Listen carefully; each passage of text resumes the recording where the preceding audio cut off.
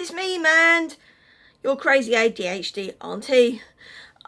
Just catching up with you guys for a bit. I'm still a little bit hoarse. I've been to the doctor today. They've stuck some things down my throat, up my nose and whatever. And there's nothing serious, thank goodness, because honestly, if there was anything serious, then I'd have to confront my drinking and well, you know, I know people drink a lot more than me, and as it happens that it's just inflamed sinuses, and it's a long going problem. And I thought, oh no, I consulted Dr. Google, and you know, oh my god, I've got nasopharyngeal. You didn't see that. Nasopharyngeal cancer. Whoops. This is a really cheap Pinot Grigio. Saturday, you know. So yeah, there's that. But it's actually quite a funny story. I've had this sort of blockage since, I don't know, September, I think. Maybe September, maybe October last year. And I didn't want to do anything about it because I thought it was allergies. And I thought maybe it was a remnant of a really bad cold that I had. And I didn't know what it was. And I used to get like this, you know, comments from people as like, stop sniffing, blow your nose. And I kept saying, it's not in my nose, it's in the back of my nose, it's in my throat or whatever it is. Turns out you've got quite a lot of U-bends, and not U-bends. Well, it actually probably is a U-bend. It's more like a toilet, isn't it? It's like your nose is the toilet of your breathing. Oh, that sounds really disgusting, but you know what I mean. So when I went to the doctor, they said, yeah, there's loads of hairpin bends, so like stuff just gets swollen, and it's like fine. And you know, he poked my neck and things like that, and so no, I haven't got anything that terribly wrong with me. I mean, it's the sinuses, and I do get nosebleeds and I do get earache, and like I said, I looked at Dr. Google, and that's probably the worst thing you should do. But at least it means you can go to the GP. And actually, I wasn't meant to go today. I was meant to go yesterday, and it's a funny story about it. I'm getting to the point here. A very ADHD type of day that I had yesterday. So, over coronavirus time, our GPs weren't seeing anybody, and one of our local ones was closed, and the other one opened up. Oh, excuse me, I haven't been sleeping well because I can't breathe anyway. So I phoned up and I said, can I get an appointment? And this was like weeks ago, and like the waiting list for getting appointments with the GP now are really, really long. So I thought, and so this was beginning of March, and I was getting nosebleeds and earaches at the time, and my husband was really worried about it. And so I can't get an appointment till the 18th. And so like I was really worried, because I thought, what if this is something serious?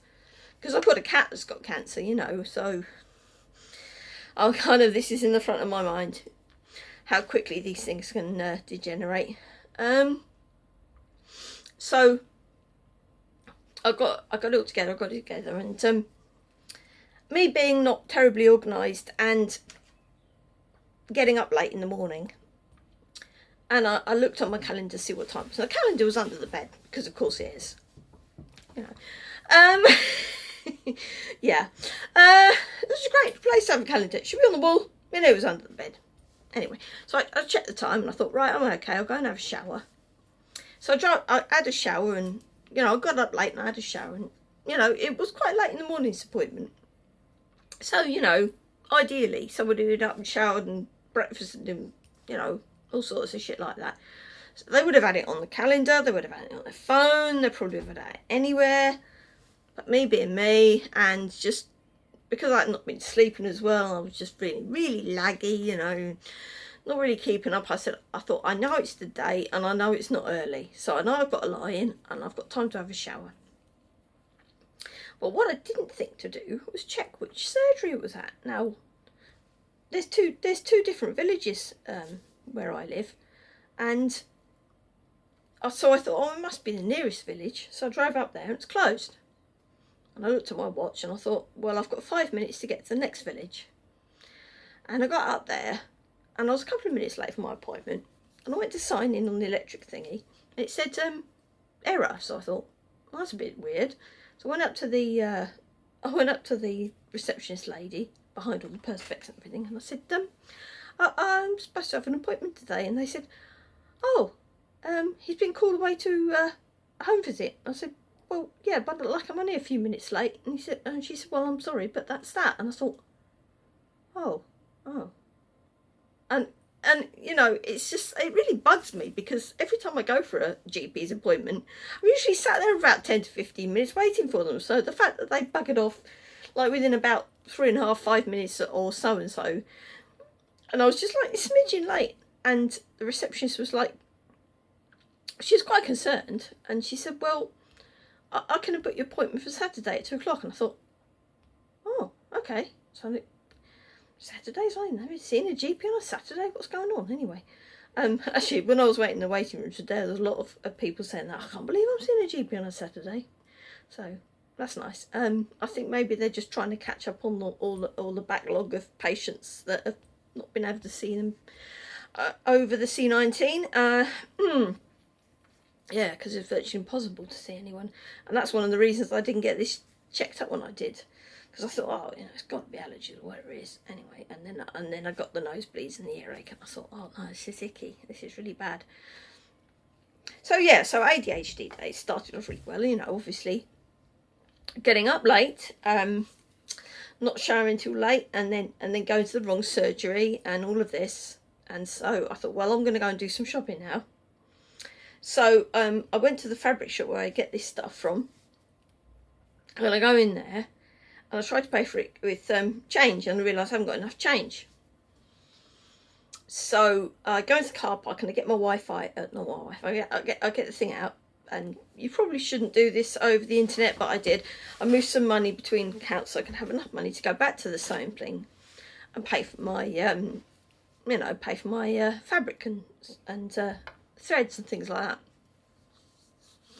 And then I thought, well, okay, well, I have got enough change to go and buy, you know, a couple of mini bottles of wine and some cat food. So I went back to Co-op, and I thought, well, I'm going to... Actually, no, did I go to Co-op first? Or like, I can't... I'm confused. Anyway, God, this is a problem. It's when you're rushing around and so many things have gone wrong, you just kind of like... The sense of the order in which things have gone wrong just... It's a snowball effect. It's a one thing goes wrong and then it just snowballs. And anyway, so I go to Co-op, and my favourite cashier was there. And I think they're like a... I think they're like transitioning to me and a boy, or maybe they're non-binary or something, but they're very cute, and I kept bumping into them before. And so I go up to the booth with the... Because, you know... there was like queues at the normal tills, but there's like a little kiosk. So I took them up to the kiosk, and I thought, right, I've got enough change here. I'm going to say they, because I think they probably are non-binary or trans or something. Anyway, it's a cute person. They looked at my wine and said, "Oh, wine and cabbage." I was like, "Oh, just the essentials." Then we had a good old giggle, because you know, they obviously know me from before, and there may have been a bit of flirting there. Oh, I might say maybe, but I mean, this kid's young enough to be my bloody, you know, offspring. So anyway, so I'm like, I've got all these 50p's in my purse, because it was a change I got from somewhere else. I went earlier in the day and they didn't have enough change, pound coins, so they gave me all these 50p's, and because I can't count them, I put all these 50p's on the counter, and then I said, "Oh, is that a collection box for Ukraine?" And they said, "Yeah." So I just tipped the rest of the change in my purse into this collection box. And so they rang up the amount, and they said, £6, please. And I said, "What have I given you?" I said, £4. I was like, oh. And then I realised I'd left my cards in the car, so I had to go back and get my cards and come out again. And oh my goodness. Anyway, I mean, I was having a laugh, because I thought, well, I've just put the rest of my change back in. I've put the rest of the change in the Ukrainian collection bucket. I said, I can't put my hand back in there and get that change out, although it probably would have been enough, because I thought I was being generous. That's such a... Actually, no, I'll tell you what. No, I didn't go back to the car and get the wallet. I'll tell you what happened. I ended up having to forfeit one of my bottles of wine. Going to take it off the bill so that it was added up to the amount of change I got. No, I'm getting confused now. I'm not lying. I'm just like trying to sort of piece together what happened yesterday because it was just such a flipping nightmare. Oh, so that was embarrassing. So I thought, well, no, I can't put my hand back in the Ukraine bin. So I was like, well, okay, well, you know, then I'll move some more money around, and then I can't remember whether I moved money around then or whether I moved money around. Anyway, I needed to get some more groceries anyway, so I moved some money around, and but just like standing there, and the till was like, oh, I've just put all my change in this bucket, and I've not got anything on my card to pay for it. It's like, oh, this is really embarrassing, really, especially in front of someone that you kind of fancy as well. So yeah, so that was just a nightmare. And then when I got back home and I was sitting on the garden wall playing with the cats, and I bloody scraped my elbow. So I missed a doctor's appointment. I messed up 2 different shop transactions. These days, I mean, it used to put the fear of, it used to put so much anxiety in my brain, and now I have to look back on it and laugh, because like, what else can you do? Anyway, so,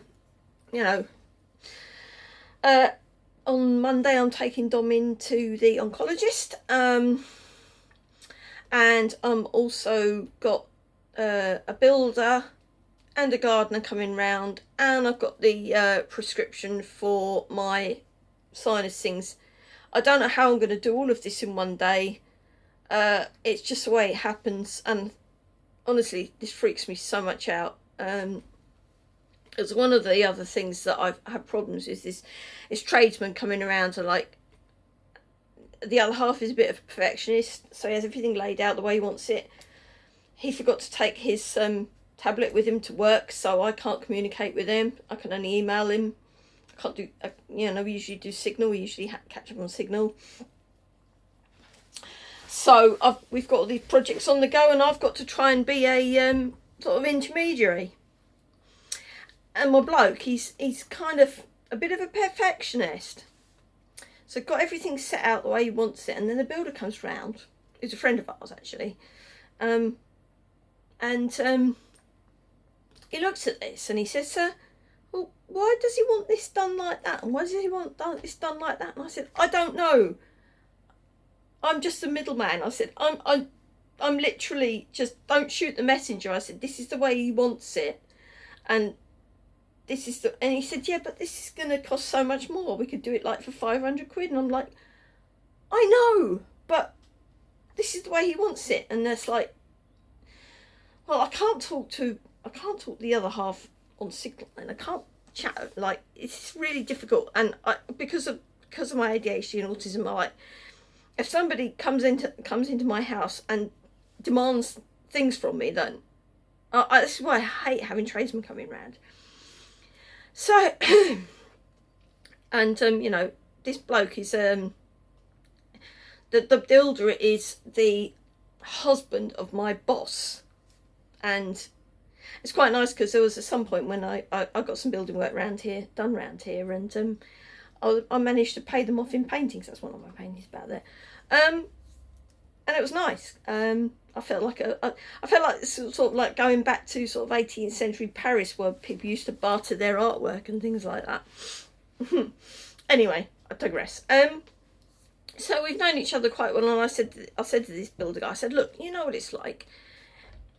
My other half is a bit of a perfectionist, and I know that he just wants things done a certain way. And I had all these like he'd drawn this stuff out, because my other half is an engineer, so he's such a perfectionist. He's drawn it all out, like, that comes in, says, do this there and that there, and measurements and so on and so forth. And actually, perfectionism drives me mad, and this is one of the best examples of that. And trying to say, look, I don't care what you do, just you know, it just needs to get done. And the thing is that, like I said, I have to be an intermediary. And I say, look, can you say what you think you can do and put in an email to me? And he said, no, I can't do emails. I ask so-and-so to do it, you know, the wife who's my boss. It's confusing. She knows how to do all of that. I said, well, okay, well, you put it in a sort of like a document and send it to me, and then, send it to, get what's name to do it, and then get her to send it to me, and then I'll get to send it to him. And it's like, and I know that when I do that, then I'm going to get another email back from the other half who says, oh no, I don't want it done like this. And it's like, and I said to the builder, I said, look, he wants it done properly and I want it done yesterday. I said, we're going to have to come to some sort of compromise. And I honestly don't know how to do it because, like I said, I don't have communication skills. I don't have much patience. And, you know, we've been living in this house for a long time, and the other half has gone working abroad for a long times, you know, long periods of time. So stuff doesn't get done, and I just want it to get done because it's just, I see other people's, like my mother-in-law, she wants something done, it gets done, and this stuff needs to get done around here. Like the walls downstairs are turning into like cottage cheese because of the damp, and it's just like, I'm so frustrated because we lived here for, where are we now? 2022. It's nearly 10 years, and stuff needs doing. It needs doing, and he's like, if he's saying it needs doing properly, I'm like, no, it doesn't need. There is a kind of like a question of like, well, is it properly or is it poshly? Does that make any sense? Because, you know, there's some people in the world who really are like keeping up with Joneses, and they want to have the poshest roof tiles and like the poshest this and the poshest that. And I'm like, is anyone really going to notice? Why are you doing this? Why are you wasting all this money on this when we can just go like, it will get done and it will be satisfactory and it will serve the purpose and it will last. It doesn't have to be this posh, but he's like, it has to be this posh. And like I said, I have to be the intermediary and explain it to other people, and then they'll have to explain their point of view. And oh my god, oh, I keep having dreams where I'm living in a flat on my own, and it's bloody bliss. So yeah, it's all these stupid everyday dramas that just wear away at you, and it's exhausting.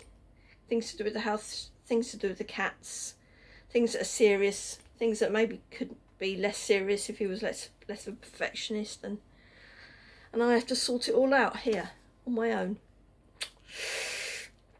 I mean, I don't have a job, but that's my job, I guess. Sorting shit out. There it is. And they wonder why I drink. I got ripped out of a place. I ripped out South London where my friends were, where my family was, where my work is. And it's been nearly 10 years and I still haven't climatised properly.